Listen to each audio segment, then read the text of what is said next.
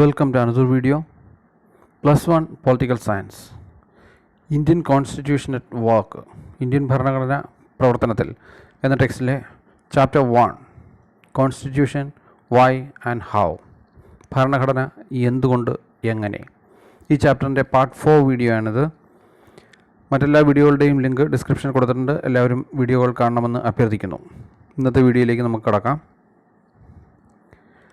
ഇതുവരെ ചർച്ച ചെയ്ത കാര്യങ്ങൾ നമുക്കൊന്ന് ഓർത്ത് നോക്കാം. What is meant by a constitution?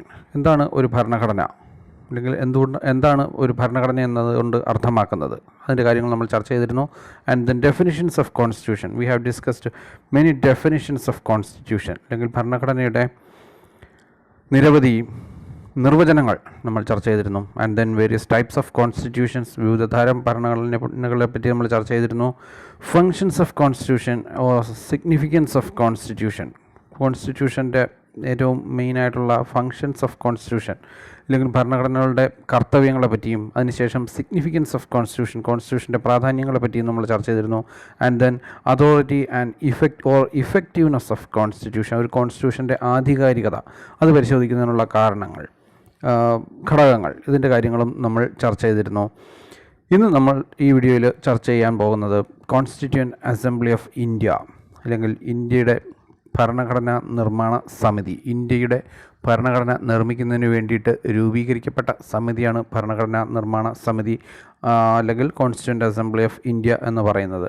അപ്പോൾ അതിൻ്റെ വിശദാംശങ്ങളാണ് ഇന്നത്തെ വീഡിയോ നമ്മൾ ചർച്ച ചെയ്യുന്നത്. Constituent assembly of India.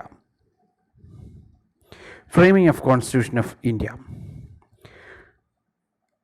The Constitution of India was framed by the Constituent Assembly of India.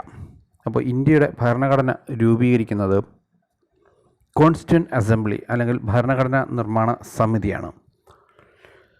ഈ കോൺസ്റ്റിറ്റ്യൂവൻ്റ് അസംബ്ലിയുടെ പ്രത്യേകത എന്ന് പറഞ്ഞു കഴിഞ്ഞാൽ, it had a legacy of Indian national movement, or it inherited the legacy of Indian national movement. Indian ദേശീയ പ്രസ്ഥാനത്തിൻ്റെ പാരമ്പര്യം അടിസ്ഥാനമാക്കിയുള്ള, അല്ലെങ്കിൽ അതിൽ അധിഷ്ഠിതമായിട്ടുള്ള ഒരു ഏജൻസി, അല്ലെങ്കിൽ ഒരു ഘടകമായിരുന്നു ഇന്ത്യൻ കോൺസ്റ്റിറ്റ്യൂവൻ്റ് അസംബ്ലി എന്ന് പറയുന്നത്. ചുരുക്കി പറഞ്ഞു കഴിഞ്ഞാൽ, ഇന്ത്യൻ നാഷണൽ മൂവ്മെൻറ്റിലെ ഒരുപാട് നേതാക്കന്മാർ ഇന്ത്യൻ കോൺസ്റ്റിറ്റ്യൂവൻ്റ് അസംബ്ലിയിലും ഉണ്ടായിരുന്നു. മാത്രമല്ല, ഇന്ത്യൻ നാഷണൽ മൂവ്മെൻറ്റ്, അല്ലെങ്കിൽ ഇന്ത്യൻ ദേശീയ പ്രസ്ഥാനം, അല്ലെങ്കിൽ ഇന്ത്യൻ സ്വാതന്ത്ര്യ സമര പ്രസ്ഥാനത്തിൽ നമ്മൾ മുന്നോട്ട് വച്ച നിരവധി മുദ്രാവാക്യങ്ങൾ നമ്മളുടെ കോൺസ്റ്റിറ്റ്യൂഷനിലും ഉൾപ്പെടുത്തിയിട്ടുണ്ട്. അതുകൊണ്ടാണ് the constituent assembly of India inherited the legacy of Indian national movement എന്ന് പറയുന്നത്. അല്ലെങ്കിൽ ഇന്ത്യൻ ദേശീയ പ്രസ്ഥാനത്തിൻ്റെ പൈതൃകം ഉൾക്കൊള്ളുന്ന ഒരു സമിതിയാണ് ഇന്ത്യൻ കോൺസ്റ്റിറ്റ്യൂവൻ്റ് അസംബ്ലി എന്ന് പറയുന്നത്. The framers of Indian constitution were persons of immense credibility. Indian constitution നിർമ്മിക്കുന്നതിന് വേണ്ടിയിട്ട് നിയോഗിക്കപ്പെട്ട വ്യക്തികളെല്ലാവരും തന്നെ they were persons of immense credibility, വളരെയധികം വിശ്വസ്തതയുള്ള, അല്ലെങ്കിൽ ഇന്ത്യയിലെ ജനങ്ങൾക്ക് വളരെയധികം വിശ്വാസമുള്ള വ്യക്തികളായിരുന്നു അതിലെ അംഗങ്ങൾ എല്ലാവരും തന്നെ. The demand for the formation of a constituent assembly for India was first initiated by M N. Roy in 1927. 1927 M N. Roy, അല്ലെങ്കിൽ മാനവേന്ദ്രനാഥ് റോയ് എന്ന വ്യക്തിയാണ് ഇന്ത്യക്ക് കോൺസ്റ്റിറ്റ്യൂഷൻ ഉണ്ടാക്കുന്നതിന് വേണ്ടിയിട്ട് ഒരു കോൺസ്റ്റിറ്റ്യൂവൻ്റ് അസംബ്ലി നിയമിക്കപ്പെടണം, അല്ലെങ്കിൽ രൂപീകരിക്കപ്പെടണം എന്ന ആവശ്യം ആദ്യമായി ഉന്നയിക്കുന്നത്. So it was M N. Roy or Manavendranath Roy demanded for the formation of a constituent assembly for the first time in 1927. 1927 അങ്ങനെ ഒരു ആവശ്യം മുമ്പോട്ട് വെച്ചു എന്നുള്ളതാണ് വാസ്തവം എന്ന് പറയുന്നത്. പിന്നീട് later Jawaharlal Nehru also demanded for the formation of a constituent assembly in 1933. പിന്നീട് 1927 ശേഷം ജവഹർലാൽ നെഹ്റു അദ്ദേഹവും 1933 ഇന്ത്യക്കൊരു കോൺസ്റ്റിറ്റ്യൂവൻ്റ് അസംബ്ലി ഉണ്ടാകണം, രൂപീകരിക്കപ്പെടണം എന്ന് ബ്രിട്ടീഷുകാരോട് ആവശ്യപ്പെടുന്നുണ്ട്. Indian National Congress officially demanded to constitute a Constituent Assembly in 1935. 1935 ആണ് ഇന്ത്യൻ നാഷണൽ കോൺഗ്രസ് എന്ന പ്രസ്ഥാനം ബ്രിട്ടീഷുകാരോട് ഔദ്യോഗികമായിട്ട് ഇന്ത്യക്ക് വേണ്ടി ഒരു കോൺസ്റ്റിറ്റ്യൂവൻ്റ് അസംബ്ലി ഉണ്ടാക്കണം എന്ന ആവശ്യം മുമ്പോട്ട് വയ്ക്കുന്നത്. The British accepted the demand in the Linlithgow's August offer of 1940. 1940 Linlithgow, അദ്ദേഹം ഇന്ന് ഇന്ത്യയുടെ വൈസ്രോയി ആയിരുന്നു, ലിൻലിത്ഗോ പ്രഭു എന്ന് പറയുന്ന വ്യക്തി. അപ്പോൾ അദ്ദേഹം ഒരു ഓഗസ്റ്റ് ഓഫർ, അതിലൂടെ 1940 ഇന്ത്യയുടെ കോൺസ്റ്റിറ്റ്യൂൻ്റ് അസംബ്ലിക്ക് വേണ്ടിയിട്ടുള്ള ആവശ്യം അംഗീകരിക്കുകയാണ്. അപ്പോൾ 1940 സത്യത്തിൽ ഇന്ത്യയുടെ കോൺസ്റ്റിറ്റ്യൂൻ്റ് അസംബ്ലിക്ക് വേണ്ടിയിട്ടുള്ള ഒരു ആവശ്യം ബ്രിട്ടീഷുകാർ അംഗീകരിക്കുന്നത്, തത്വത്തിൽ അംഗീകരിക്കുന്നത്. But it was not appointed. അന്ന് അംഗീകരിച്ചുവെങ്കിലും അത് അപ്പോയിൻറ്റ് ചെയ്യപ്പെടുന്നതൊന്നുമില്ല. In 1942 the Cripps mission promise the formation of a constituent assembly after the second world war. അപ്പോൾ ഇന്ത്യക്കാരുടെ ആ ഒരു ആവശ്യം ഒന്ന് തണുപ്പിക്കുന്നതിന് വേണ്ടിയിട്ടും ക്രിപ്സ് മിഷൻ, സർ സ്റ്റാഫോർഡ് ക്രിപ്സിൻ്റെ നേതൃത്വത്തിലുള്ളതായിരുന്നു ക്രിപ്സ് മിഷൻ എന്ന് പറയുന്നത്. 1942 നിയമിക്കപ്പെടുന്നു. The promise the formation of a constituent assembly after the second world war. ഒന്നാം ലോക മഹായുദ്ധം നടന്നുകൊണ്ടിരിക്കുന്ന ഒരു സമയമായിരുന്നു അതെന്നുള്ളത് നമുക്ക് അറിയാം. അപ്പോൾ ആ ഒരു കാലഘട്ടത്തിൽ സെക്കൻഡ് വേൾഡ് വാറിൻ്റെ അവസാനത്തിന് ശേഷം, അല്ലെങ്കിൽ അത് അവസാനിച്ചതിന് ശേഷം ഇന്ത്യക്ക് ഒരു കോൺസ്റ്റിറ്റ്യൂൻ്റ് അസംബ്ലി ഉണ്ടാക്കാം എന്ന് ക്രിപ്സ് മിഷൻ തത്വത്തിൽ അംഗീകരിക്കുന്നുണ്ട്. എന്നിട്ടും അങ്ങനെ ഒരു കോൺസ്റ്റിറ്റ്യൂൻ്റ് അസംബ്ലി രൂപീകരിക്കപ്പെടുന്നില്ല. The constituent assembly was created only in 1946 as per the provisions of the cabinet mission plan. പിന്നീട് ഒരു കോൺസ്റ്റിറ്റ്യൂൻ്റ് അസംബ്ലി ഇന്ത്യക്ക് കോൺസ്റ്റിറ്റ്യൂട്ട് ചെയ്യപ്പെട്ട് ലഭിക്കുന്നത് 1946 മാത്രമാണ്. As per the provisions of the cabinet mission plan, cabinet mission പദ്ധതി, ആ ഒരു പദ്ധതി പ്രകാരം 1946 മാത്രമാണ് ഇന്ത്യക്ക് വേണ്ടിയിട്ട് ഒരു കോൺസ്റ്റിറ്റ്യൂൻ്റ് അസംബ്ലി രൂപീകരിക്കപ്പെടുന്നത്. എന്താണ് ക്യാബിനറ്റ് മിഷൻ പ്ലാൻ? അതിനെ കുറിച്ചുകൂടി നമുക്കൊന്ന് ചർച്ച ചെയ്യാം. Cabinet mission plan Muhammad Ali ജിന്നയൊക്കെ കാണുന്ന വീഡിയോ ആണ്, ചിത്രമാണിത്. അപ്പോൾ ക്യാബിനറ്റ് മിഷൻ പ്ലാനിലേക്ക് നമുക്കൊന്ന് കടക്കാം. Cabinet mission plan arrived in India in 1946 March 24. 1946 March 24 ഇന്ത്യയിലേക്ക് ക്യാബിനറ്റ് മിഷൻ പ്ലാൻ വരുന്നത്. അതിൻ്റെ chairman was Pethick Lawrence. Sir Pethick Lawrence എന്ന വ്യക്തിയായിരുന്നു അതിൻ്റെ ചെയർമാൻ എന്ന് പറയുന്നത്. Stafford Cripps and A V Alexander were the other members. അങ്ങനെ 3 പേരടങ്ങുന്ന ഒരു കമ്മീഷനായിരുന്നു ക്യാബിനറ്റ് മിഷൻ എന്ന് പറയുന്നത്. Pethick Lawrence chairman, Stafford Cripps, A V Alexander എന്ന് പറയുന്നവർ 2 പേരും അതിൽ അംഗങ്ങൾ. They came to India in 1946 March 24. 1946 March 24 അവർ ഇന്ത്യയിലേക്ക് വരുന്നു. എന്നിട്ട് അവർ ഇന്ത്യയുടെ കാര്യങ്ങളൊക്കെ പഠിക്കുകയും the publish the report in 1946 May 16. May 16 1946 അവരൊരു റിപ്പോർട്ട് സമർപ്പിക്കുകയും ചെയ്യുന്നുണ്ട്. ആ റിപ്പോർട്ടിലാണ് സത്യത്തിൽ ഇന്ത്യക്ക് വേണ്ടിയിട്ട് ഒരു കോൺസ്റ്റിറ്റ്യൂൻ്റ് അസംബ്ലി രൂപീകരിക്കാനുള്ള അംഗീകാരം ലഭിക്കുന്നത്. Constituent assembly was formed on December 6, 1946.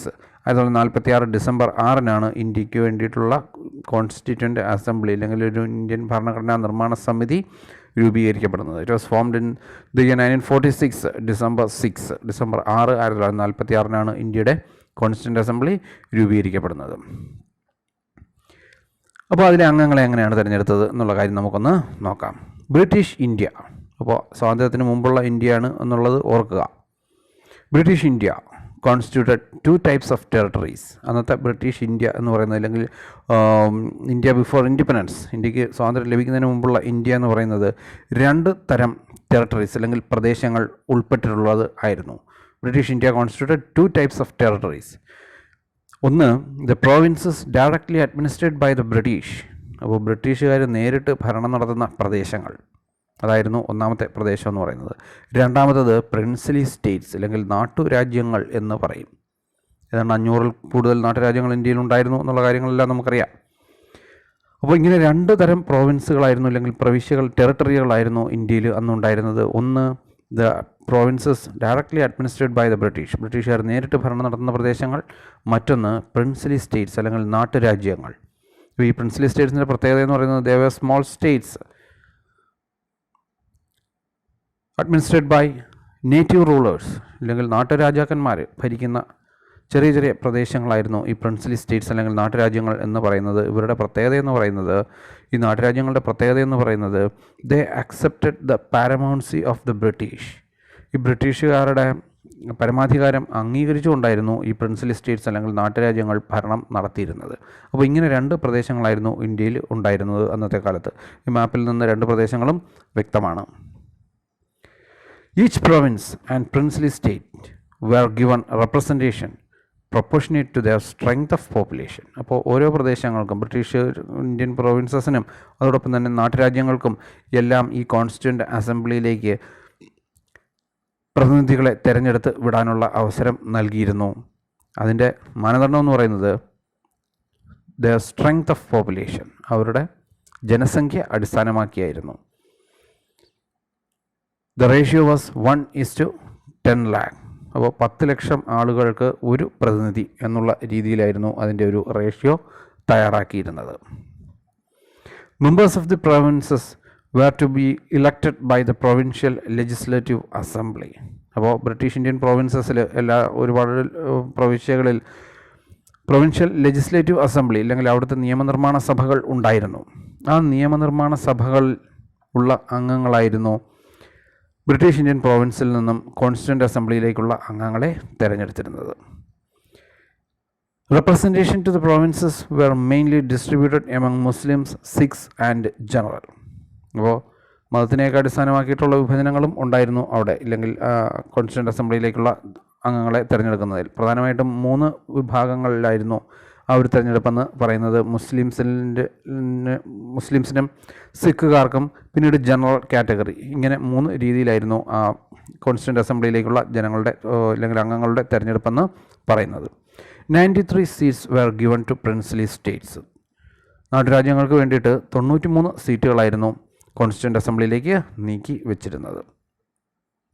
അപ്പോൾ ബ്രിട്ടീഷ് ഇന്ത്യൻ പ്രോവിൻസസിലേക്ക് 292 അംഗങ്ങൾ, ഡൽഹി, അജ്മീർ ആൻഡ് കൂർഗ് ആ പ്രദേശങ്ങളിൽ നിന്ന് 3 അംഗങ്ങൾ, ബലൂചിസ്ഥാൻ പ്രദേശത്തിൽ നിന്ന് 1 അംഗം, പിന്നീട് പ്രിൻസ്ലി സ്റ്റേറ്റ്സ് നാട്ടുരാജ്യങ്ങളിൽ നിന്ന് 93 അംഗങ്ങൾ. അങ്ങനെ the total number of members in the constituent assembly were 389 പേരായിരുന്നു കോൺസ്റ്റിറ്റ്യൂവൻ്റ് അസംബ്ലിയിലെ അംഗങ്ങൾ എന്ന് പറയുന്നത്. ബ്രിട്ടീഷ് ഇന്ത്യൻ പ്രോവിൻസസിൽ നിന്ന് 292 അംഗങ്ങളും, ഡൽഹി, അജ്മീർ, കൂർഗ് തുടങ്ങിയ പ്രദേശങ്ങളിൽ നിന്ന് 3 അംഗങ്ങളും, ബലൂചിസ്ഥാൻ എന്ന് പറയുന്ന പ്രദേശത്ത് നിന്ന് 1 അംഗവും, പ്രിൻസ്ലി സ്റ്റേറ്റ്സിന് 93 അംഗവുമായിട്ട് ആകെ 389 അംഗങ്ങളായിരുന്നു ഇന്ത്യൻ കോൺസ്റ്റിറ്റ്യൂവൻ്റ് അസംബ്ലിയിൽ ഉണ്ടായിരുന്നത്. പിന്നീട് കോൺസ്റ്റിറ്റ്യൂവൻ്റ് അസംബ്ലിയൊക്കെ കോൺസ്റ്റിറ്റ്യൂട്ട് ചെയ്തതിന് ശേഷം 1947 ഇന്ത്യയിലെ വിഭജനം ഉണ്ടാകുന്നു. നമുക്കറിയാം, India was divided into India and Pakistan. ഇന്ത്യയിൽ നിന്നും പാകിസ്ഥാനിൽ നിന്ന് 2ആയിട്ട് ഇന്ത്യയെ വിഭജിച്ചിട്ടാണ് ഇന്ത്യക്ക് സ്വാതന്ത്ര്യം ലഭിക്കുന്നത്. അതുകൊണ്ട് തന്നെ മെമ്പർഷിപ്പ് ആഫ്റ്റർ പാർട്ടീഷൻ ഓഫ് ഇന്ത്യയുടെ വിഭജനത്തിന് ശേഷം കോൺസ്റ്റിറ്റ്യൂവൻ്റ് അസംബ്ലിയിലെ അംഗസംഖ്യ മാറുന്നുണ്ട്.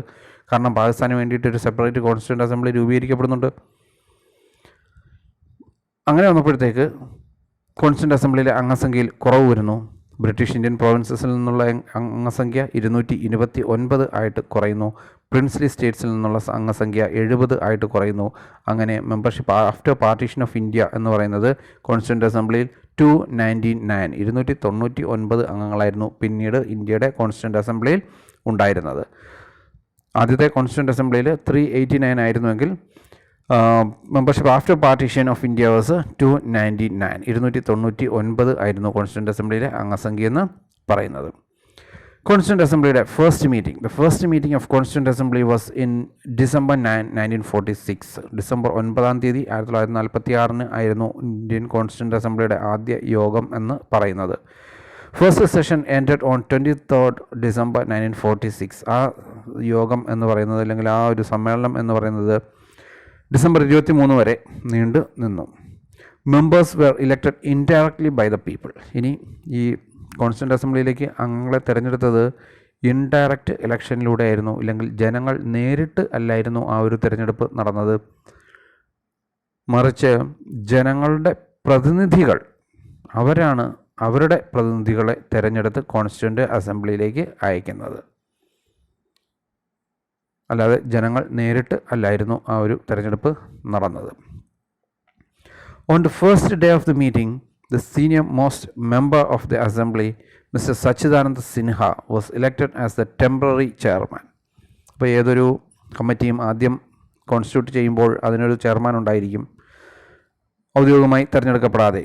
അപ്പോൾ കോൺസ്റ്റിറ്റ്യൂവൻ്റ് അസംബ്ലിയിലെയും ആ ഫസ്റ്റ് ചെയർമാൻ എന്ന് പറയുന്നത്, ഇല്ലെങ്കിൽ ആദ്യത്തെ മീറ്റിങ്ങിലെ ആ ഒരു ചെയർമാൻ എന്ന് പറയുന്നത് ആ കമ്മിറ്റിയിലെ ഏറ്റവും മുതിർന്ന അംഗമായ ഏറ്റവും സീനിയർ മെമ്പറായ മിസ്റ്റർ സച്ചിദാനന്ദ സിൻഹ എന്ന വ്യക്തി ആയിരുന്നു. അദ്ദേഹമാണ് താൽക്കാലിക ചെയർമാനായിട്ട് ആക്ട് ചെയ്യുന്നത് അല്ലെങ്കിൽ പ്രവർത്തിക്കുന്നത്.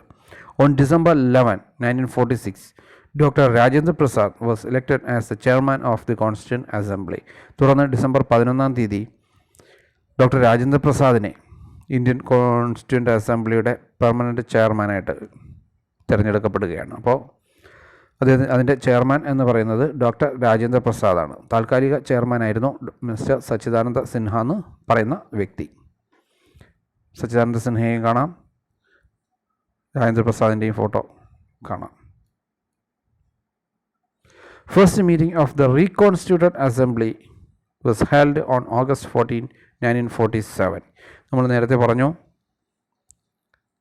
കോൺസ്റ്റിറ്റ്യൂവൻ്റ് അസംബ്ലി ഇന്ത്യയുടെ പാർട്ടീഷന് ശേഷം അംഗസംഖ്യ കുറഞ്ഞു. അപ്പോൾ ആ റീകോൺസ്റ്റിറ്റ്യൂട്ട് ചെയ്യപ്പെട്ട കോൺസ്റ്റിറ്റ്യൂവൻ്റ് അസംബ്ലിയുടെ ഫസ്റ്റ് മീറ്റിംഗ് എന്ന് പറയുന്നത് August 14, 1947 ആയിരുന്നു. 1947 August 14 ആയിരുന്നു അതിൻ്റെ ആദ്യ സമ്മേളനം എന്ന് പറയുന്നത്. ഇനി നമ്മുടെ കോൺസ്റ്റിറ്റ്യൂവൻ്റ് അസംബ്ലിയുടെ പ്രത്യേകത എന്ന് പറയുന്നത് ഷെഡ്യൂൾഡ് കാസ്റ്റ് എല്ലാവർക്കും തന്നെ റെപ്രസെൻറ്റേഷൻ ലഭിച്ചിരുന്ന ഒരു സഭയായിരുന്നു കോൺസ്റ്റിറ്റ്യൂവൻ്റ് അസംബ്ലി എന്ന് പറയുന്നത്. Scheduled caste were also given representation.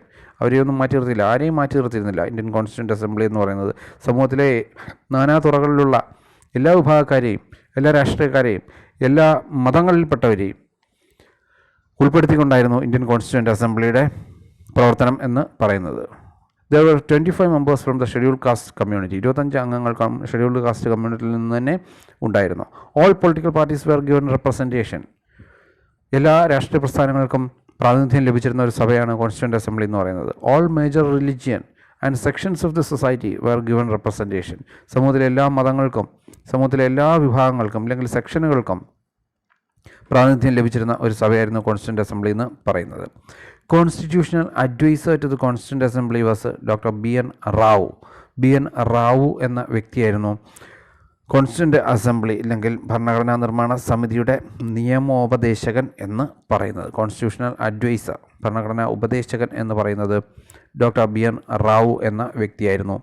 The number of women members were 17. 17 വനിതാ അംഗങ്ങൾ നമ്മുടെ ഇന്ത്യൻ കോൺസ്റ്റിറ്റ്യൂവൻ്റ് അസംബ്ലിയിൽ ഉണ്ടായിരുന്നു. Later, after partition, there were 15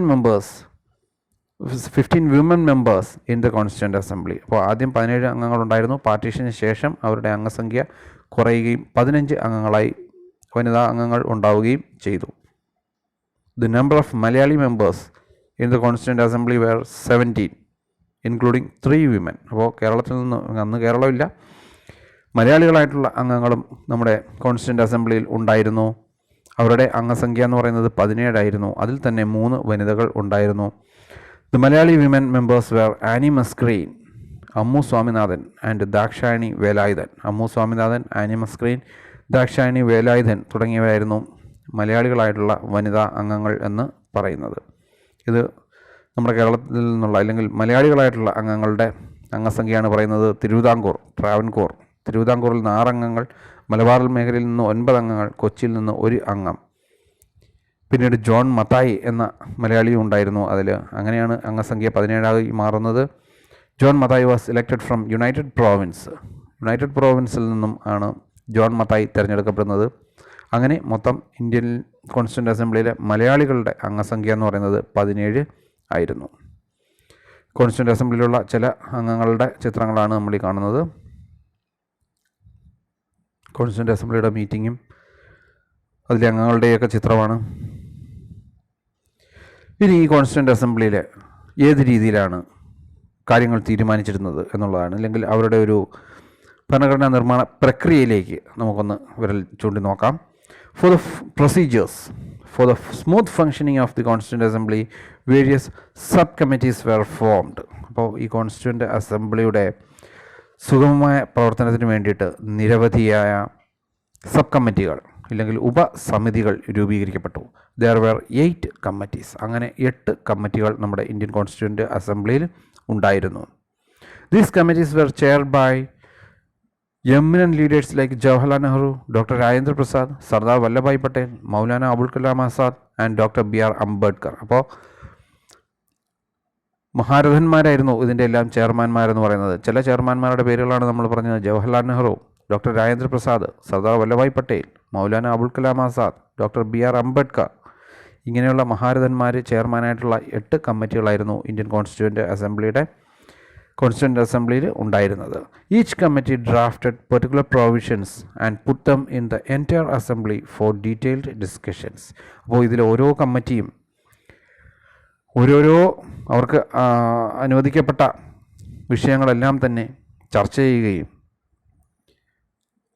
ആ ചർച്ച ചെയ്യുന്ന വിഷയം അല്ലെങ്കിൽ ആ കമ്മിറ്റി എടുക്കുന്ന തീരുമാനവും അതിൻ്റെ റിപ്പോർട്ടും മൊത്തം കോൺസ്റ്റിറ്റ്യൂൻ്റ് അസംബ്ലിയുടെ മുമ്പിൽ സമർപ്പിക്കുകയും ചർച്ച ചെയ്ത് തീരുമാനിക്കുകയും ചെയ്തിരുന്നു. അങ്ങനെ ഒരു ചർച്ചാ സമിതിയായിരുന്നു സത്യത്തിൽ ഇന്ത്യൻ കോൺസ്റ്റിറ്റ്യൂൻ്റ് അസംബ്ലി എന്ന് പറയുന്നത്.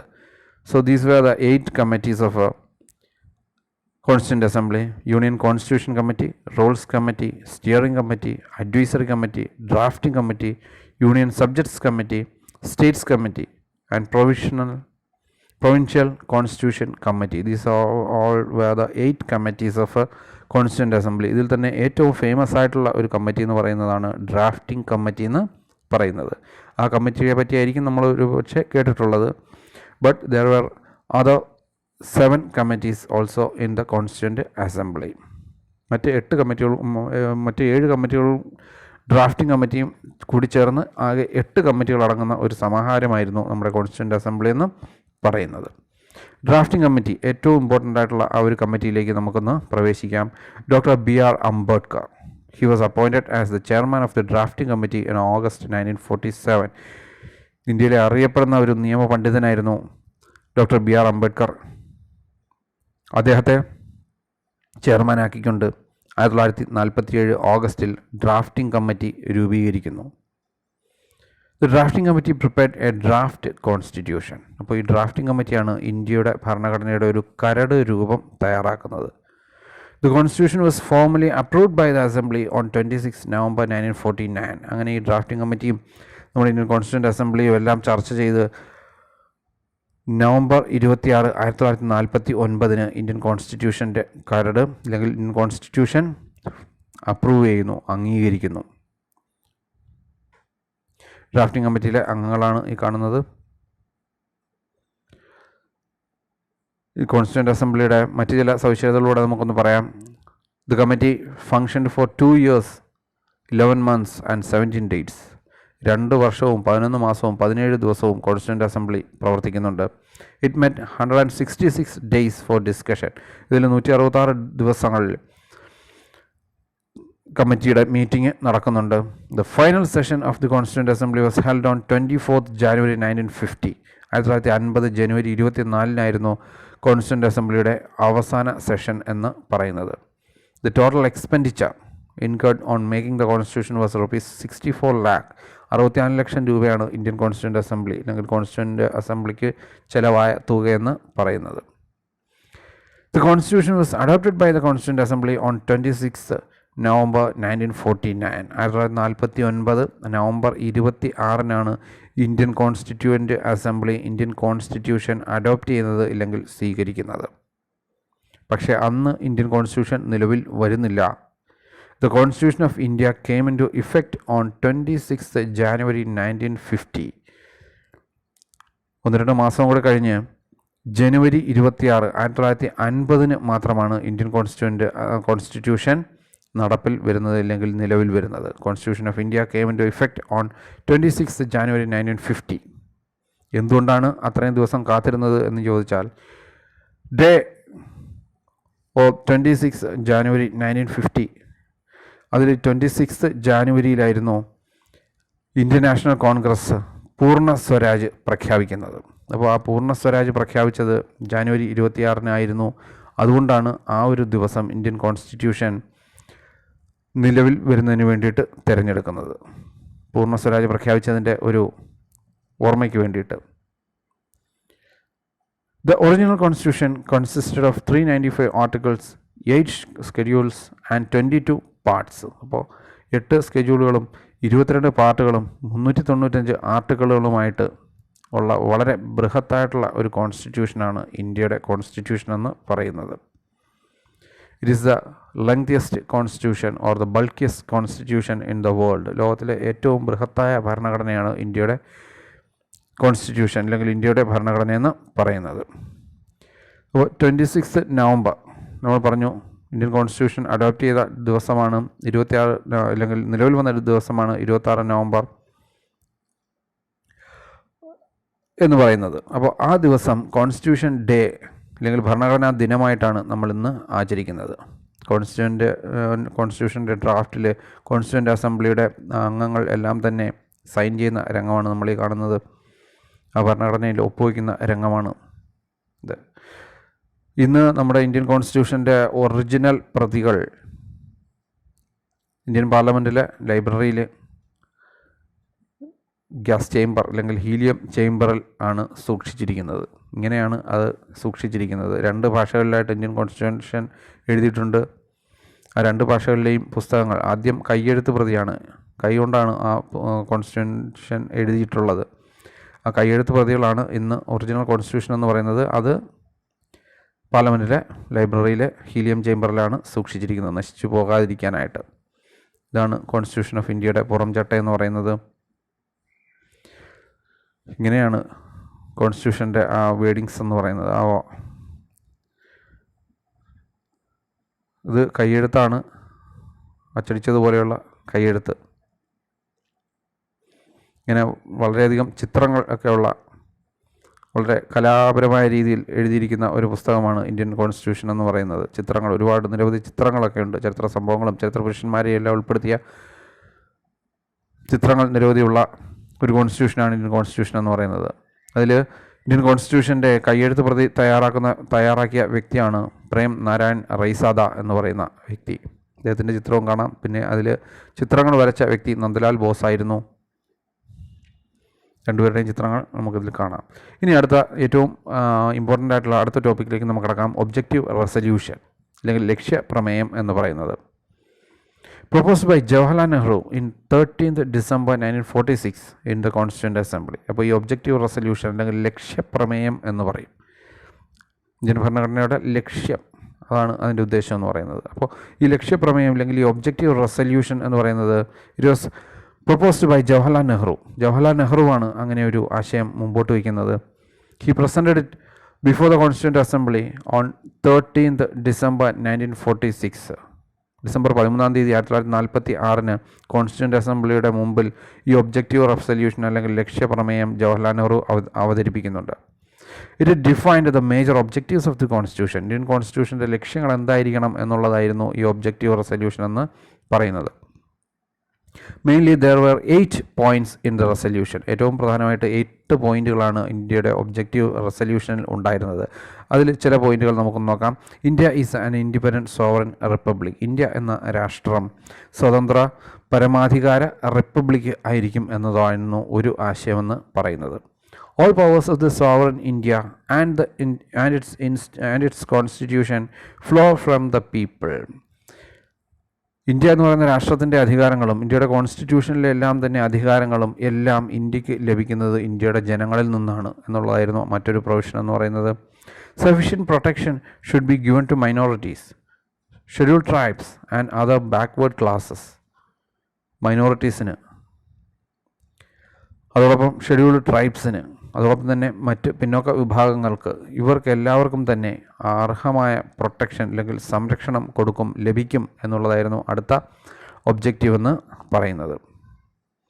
The state shall contribute its best to promote world peace and welfare of mankind. അതോടൊപ്പം തന്നെ രാഷ്ട്രം, ഇന്ത്യ എന്ന് പറയുന്ന രാഷ്ട്രം ലോക സമാധാനത്തിന് അല്ലെങ്കിൽ ആഗോള സമാധാനത്തിന് വേണ്ടിയിട്ട് എല്ലാ സംഭാവനകളും നൽകും. ആൻഡ് വെൽഫെയർ ഓഫ് മാൻകൈൻഡ്, അതോടൊപ്പം തന്നെ മാനവിക സമൂഹത്തിൻ്റെ, മനുഷ്യരാശിയുടെ വികാസത്തിന് വേണ്ടിയിട്ടും എല്ലാ സംഭാവനകളും ഇന്ത്യ എന്ന് പറയുന്ന രാഷ്ട്രം നൽകും എന്നുള്ള രീതിയിൽ ഒരു ആഗോളതലത്തിലുള്ള ചിന്താഗതി പോലും ഒബ്ജക്റ്റീവ് റെസല്യൂഷനിൽ ഉണ്ടായിരുന്നു. അപ്പോൾ ഇതൊക്കെയാണ് some main points of objective resolution എന്ന് പറയുന്നത്. Mainly there were 8 points in the objective resolution. The resolution was unanimously accepted on 1947 January 22nd. ഈ ഒബ്ജക്റ്റീവ് റെസല്യൂഷൻ ജവഹർലാൽ നെഹ്റു പാസ്സാക്കിയ അല്ലെങ്കിൽ അവതരിപ്പിച്ച ആ ഒരു ലക്ഷ്യ പ്രമേയം എന്ന് പറയുന്നത് ഐകകണ്ഠേന അംഗീകരിക്കുകയാണ് കോൺസ്റ്റിറ്റ്യൂൻ്റ് അസംബ്ലി. യാതൊരു തിരുത്തലും വരുത്താതെ പൂർണ്ണമായ രീതിയിൽ അത് അംഗീകരിക്കുകയാണ്. 1947 ജനുവരി 22 അത് ഐകകണ്ഠേന അംഗീകരിക്കപ്പെടുന്നുണ്ട്.